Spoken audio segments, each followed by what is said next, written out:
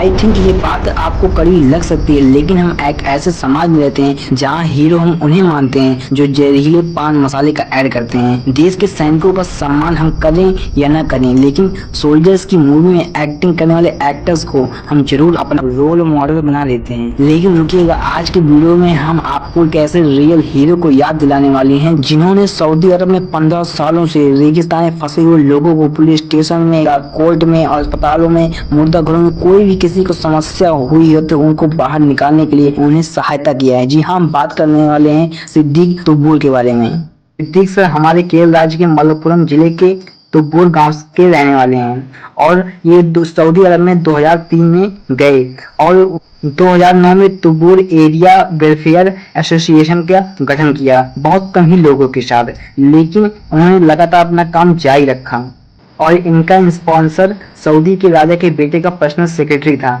इसी के माध्यम से इनका बहुत सारा पहचान हो गया और 2009 में इनके सामने 2-3 केस आ गए। पहला केस एक व्यक्ति मामले का था जिसमें उस व्यक्ति को जेल हो गई थी, तब उन्होंने कंपनी से बातचीत करके उसे घर भेज दिया। और दूसरा मामला इनके दूर के रिश्तेदार का था जिसे देखकर इनको चक्कर आ गए और ये अंदर से हिल गए। तभी उन्होंने डिसाइड किया कि अब मैं आगे चलकर सोशल वर्कर बनकर सभी लोगों का सेवा करूंगा और उन्हें ठान लिया कि मैं सबका सेवा करूंगा। और दूसरे व्यक्ति का भी मेडिकल केस के बारे में बातचीत करके उसको भी घर भेज दिया गया। अभी हाल ही में इन्होंने 75,000 किलोमीटर की दूरी रेगिस्तान में तय की और उसमें से लगभग 54 लोगों को बाहर निकाला, उन्हें नई जिंदगी दी। आखिर ये सवाल होता है कि इतने लोग कैसे आते हैं और फंस जाते हैं।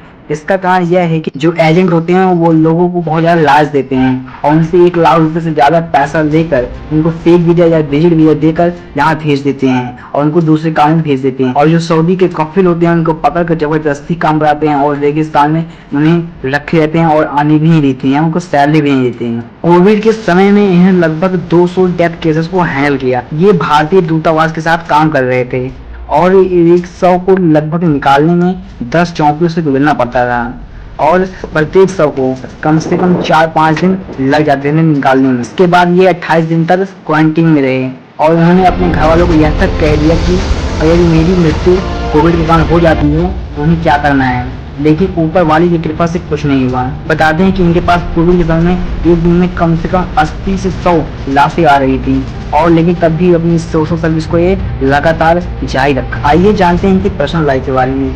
इनके पिता एक टैक्सी ड्राइवर हैं और इनकी माँ एक हाउसवाइफ हैं और ये 7 बच्चे हैं। 2009 में इनके पिता की किडनी फेल होने की वजह से मृत्यु हो गई और इनकी पत्नी का नाम बशीमा है। इनके 2 बेटियां हैं और इनके बेटियों का नाम निहस मरियम और सारा मरियम है।